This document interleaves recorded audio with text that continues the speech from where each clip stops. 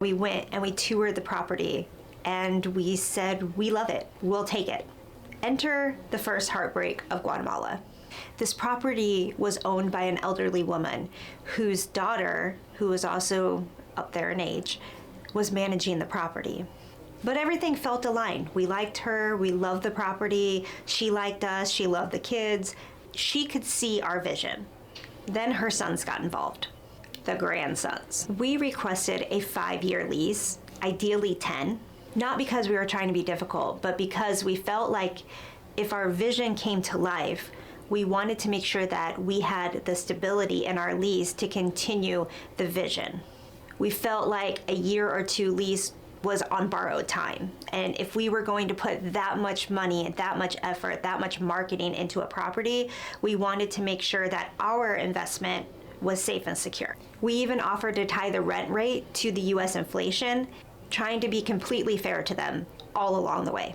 Looking back, being tied to the US inflation rate could have hit us really hard, but we knew that if we built a sustainable, profitable company, then it wasn't that big of a risk in the end.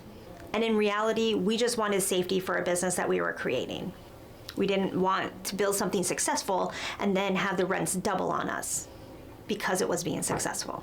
Or in the case of grandma passing away, the estate being sold out from under us. We wanted to make sure that our lease was secure, whoever owned the property. Once the grandsons saw that we were requesting a 5+ year lease, that's when they freaked out and pulled everything back. I think their view was inheritance.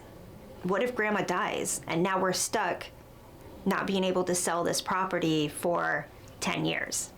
They thought about their inheritance and the value of the land, and we were thinking of a business and the community.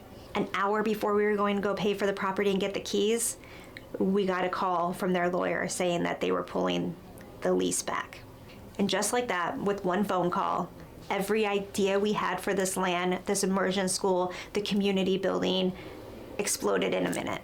They didn't want any workarounds, and they absolutely weren't willing to negotiate. And there was nothing we could do.